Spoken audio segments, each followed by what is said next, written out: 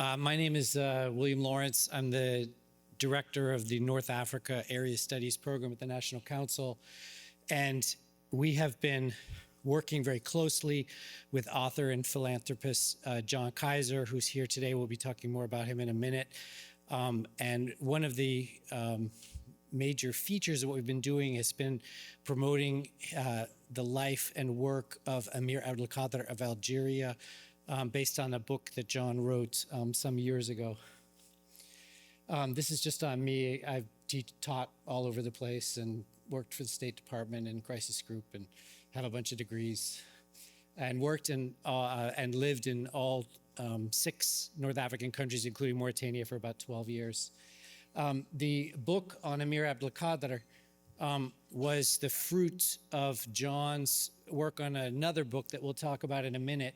And he was up in Algeria researching this other book, and he learned about the Emir, who was one of the founders of the Algerian nation and one of the most famous Muslim leaders in the entire world in the 19th century. I'll play the video. In Damascus, 1883, and the New York Times was already writing his obituary, calling him one of the few great men of our time. So who was he, and what made him so great? So great that in 1846, a new settlement was named El Kader in his honor.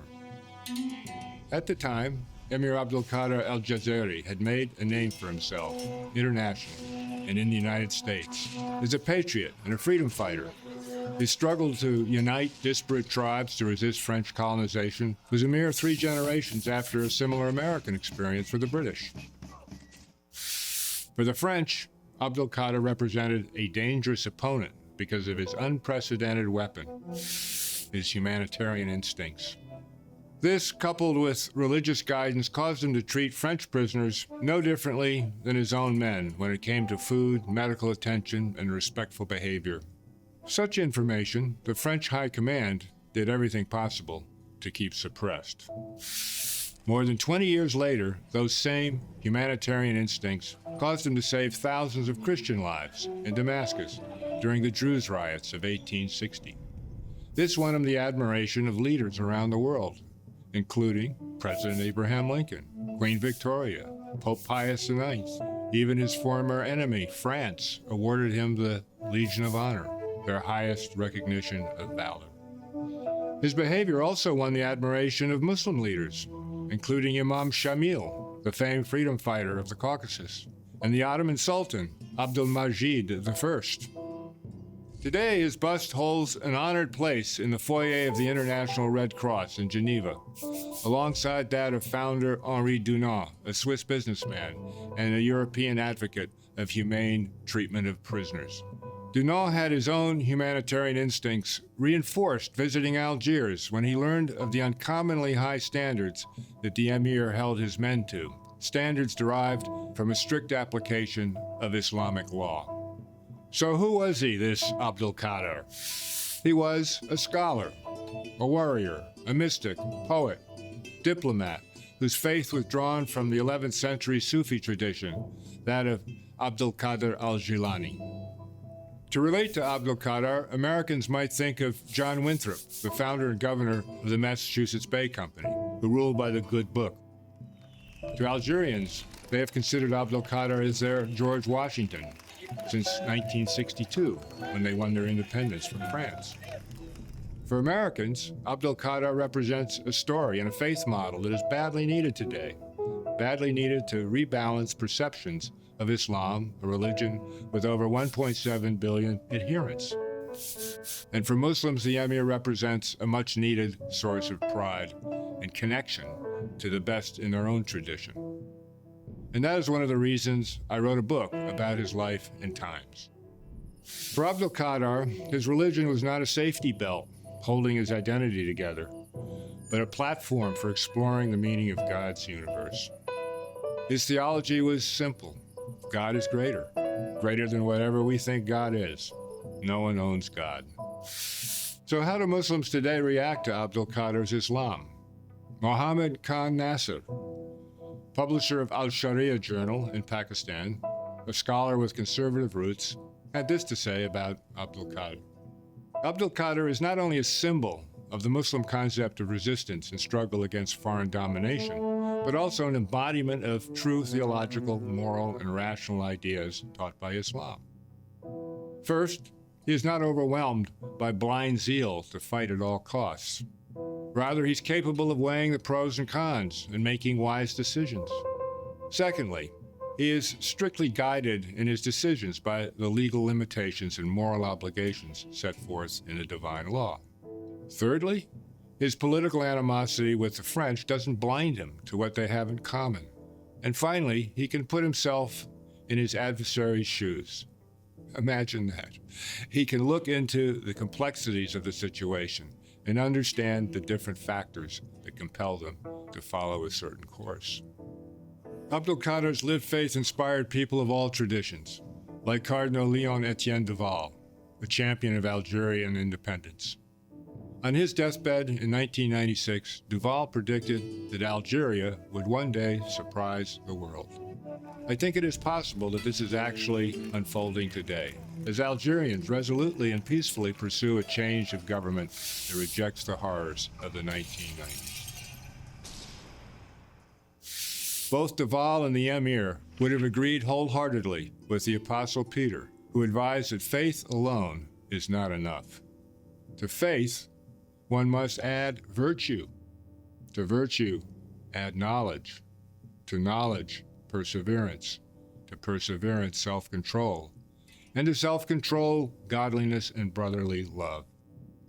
Abdelkader, above all, placed importance on knowledge, but not merely knowledge of things, which he considered like rainwater, but a deeper knowledge of God's ways to enable us to live together in harmony. It is called the Golden Rule. It's also called Love Thy Neighbor. I'm John Kaiser for the Emir Stein Center. Back to the slideshow. So just a couple of more slides. So the book that led down to Algeria in the first place was a book on the monks of Tiberine, a group of Trappist monks killed in Algeria during the 1990s civil war, which, to the horror of most Algerians, actually was one of the events that started the process of convincing Algerians to stop the war. They were beloved in their community. That was made into this book that was translated in France and won a major book award in France, The Prix Silouet. That became Of Gods and Men, a film that won at the Cannes Film Festival and won a César, and continues to inspire a lot of people to this day. Recently, the Pope Francis recognized the 7 men killed, and they became well known because of the movie based on John's book, the martyrdom of them, and they've started the process of being beatified. The film was also the main inspiration of a new film coming out next year that my son's actually been working on with an Egyptian-American filmmaker called Son to the 11th Hour, set in Libya. This Egyptian filmmaker is also working with us on a film about John's life. There's also a famous nun who's also a film critic who said that Of Gods and Men is the most important film that the new Pope should be seeing. And that film received more recognition this last weekend after Pope Leo XIV met with a group of actors and directors from Hollywood. And there was a whole long discussion on National Public Radio this past weekend talking about how important it is that everybody see this movie based on John's book and learn from it. In the North Africa program, we spent a lot of time on a number of related projects. Like, obviously, I'm not going to go through them all, but this is meeting with a group of Abdelkader experts in Paris last January. We're going to be doing an Abdelkader exhibit with the Institut du Monde Arabe, the Arab World Institute. That's Jacques Lang, the former culture minister of France, who runs the Arab World Institute in Paris. This is one of the leading Abdelkader experts in Algeria who we've been working with. This is the brothers and sisters, sort of Jesuit-adjacent brothers and sisters who run the sanctuary up in Tiberine where the monks were killed. This is one of the write-ups in the Algerian press about John's and my visit and the projects we're doing. This is with the ambassador to Tunisia, who's here today, Joey Hood, who's a big fan of John's work, has many copies of the book, seen the movie. This is our visit also last January to his residence, where he had a big reception and everything. This is with the Tunisian culture minister, who was supporting our work in this area. This is the Tunisian foreign minister on our trip out there. This is with a group of Jewish leaders in Casablanca when we had the reception there, learning about the book and John's work. Many university visits. This is the lecture at Akhawain University that was mentioned earlier today that John gave. We've been doing a lot. We've lectured to over 1,000 students in the North Africa program at 20 universities over the last year and a half, professors, deans, ministers, on a whole range of projects, a lot of it inspired by John's work. And we're translating Commander of the Faithful into Arabic. It's already translated. We're working on just polishing it now, and to French. And this is the meeting where we were arranging those translations. So at this point, I would like to ask John Kaiser and Melanie, his assistant, to stand up and receive our appreciation.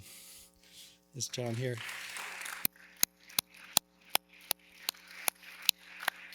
As I said, John is the backer of our North Africa program and the inspiration for a lot of work we do. Thank you very much.